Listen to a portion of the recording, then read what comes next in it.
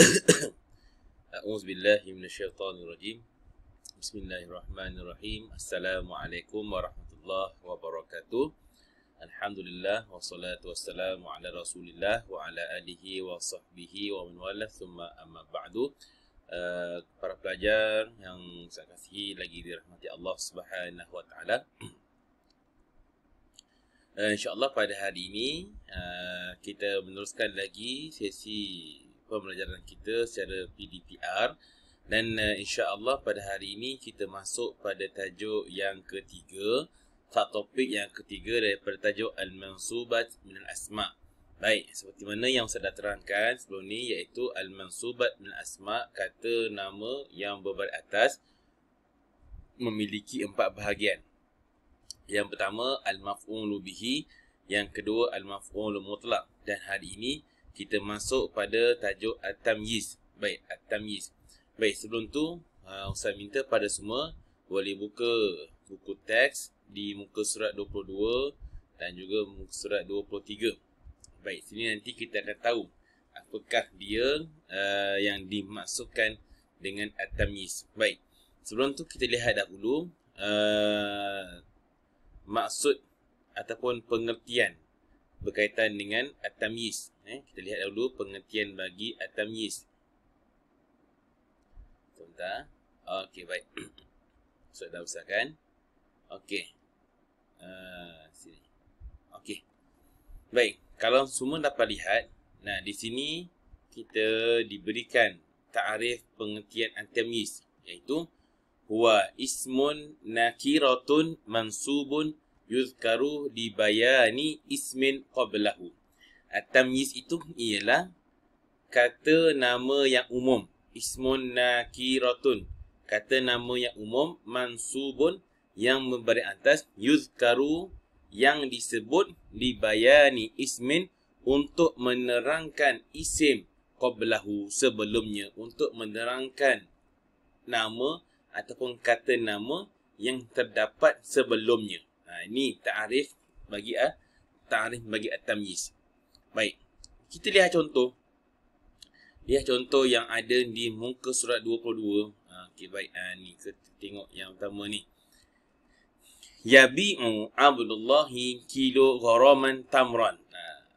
Abdullah menjual 1 kilo tamar. Kalau kita bayangkan, kalau kita baca ini sahaja, kalau kita baca sahaja ini, Yabi'u Abdullah kilo gharaman. Kalau ini sahaja ayat dia, jadi tak lengkap. Jadi ayat tidak lengkap. Maka datanglah tamron. Tamron ini tamar maksud dia. Datanglah tamran ini ataupun apa sekalipun nama buah-buahnya, dah tufahan ke, tamron ke, inaban ke, maka batikhan ke, maka ianya tu melengkapkan kata nama yang umum yang berbaris atas, yang menerangkan tentang isim kata nama sebelumnya. Jadi maksudnya apa? Maksudnya tamar ini, perkataan tamar ini melengkapkan bagi perkataan isim yang ada sebelumnya. Kilo gharaman. Itu. Contoh lain, kita lihat contoh yang kedua. Okey. Ishtaraitu mitran kumashan.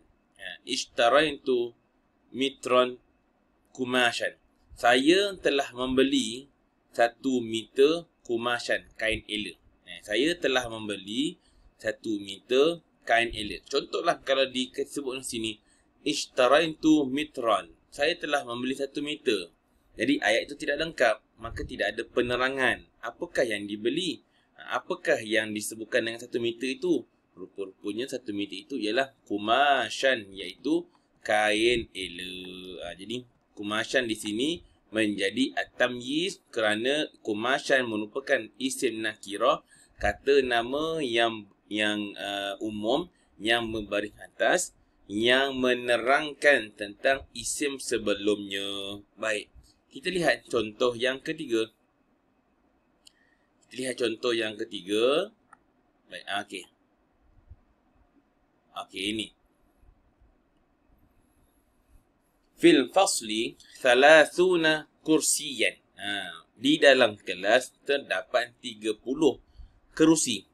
Jadi kalau contoh kata ayat ini hanya pada fil fasli salasuna.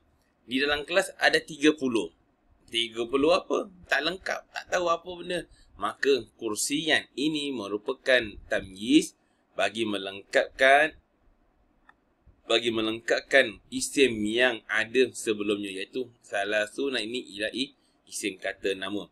Jadi kursiyat ini at-tamyiz yang menerangkan kata nama yang umum membaris atas yang menerangkan isim yang terdapat sebelumnya. Jadi ini berkaitan dengan tajuk at-tamyiz. Jadi Ustaz terangkan sekali lagi bahawa at-tamyiz ini ialah kata nama yang umum, nakirah ni umum, mansubun berbaris atas, yuzkaru li bayani ismin, yang disebut untuk menerangkan isim, untuk menerangkan nama ataupun kata nama, qablahu yang terdapat sebelumnya,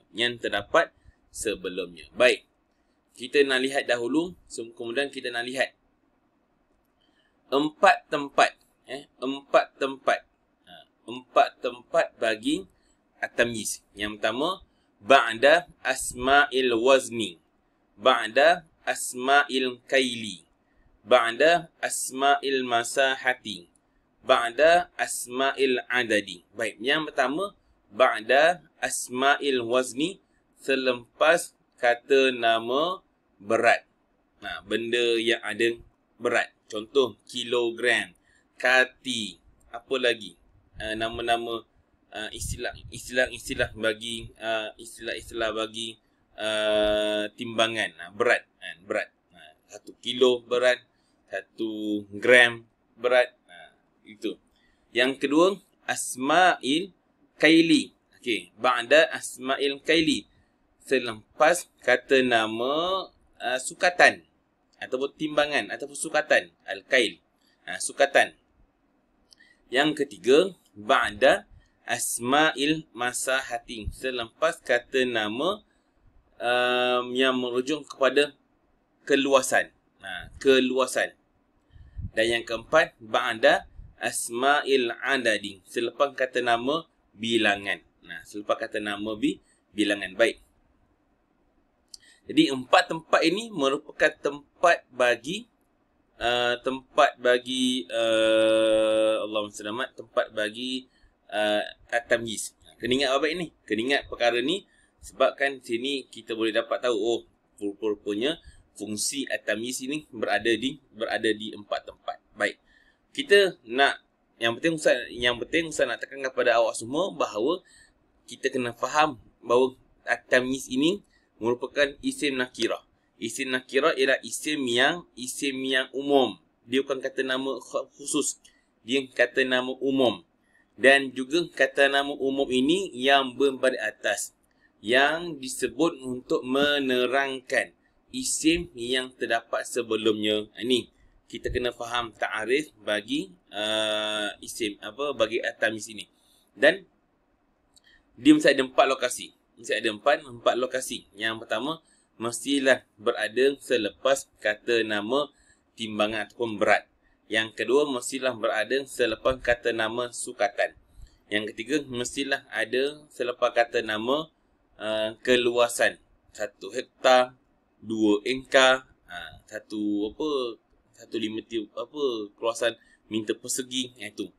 Ba'da yang keempat, mestilah berada selepas kata nama bilangan. Maka kesemua ini yang kalau ada empat tempat ini, maka barulah ianya ada ataupun boleh berlakunya at-tamyiz. Baik.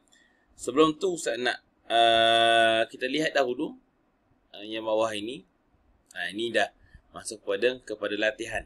Ini dah masuk kepada latihan. Baik, ini kita boleh lihat satu contoh perbualan ataupun dialog ataupun karangan ringkas. Ni. Okey. Ini satu karangan yang menunjukkan adanya perkara at-tamyiz. Baik. Yang pertama, hadhihi mazra'ati, ini adalah kebun saya. Tujadun fiha, terdapat di dalamnya faddanun zaitan nakhilin, 1 ekar buah kelapa sawit. Salasu ahwadin samakan talabian. Ada 3 ahwadin.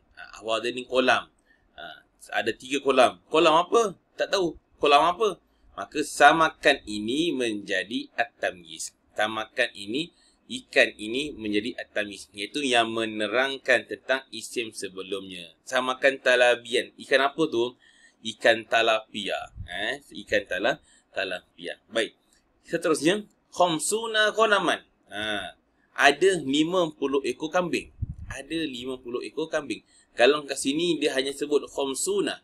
Khamsuna. Ada 50. 50 apa?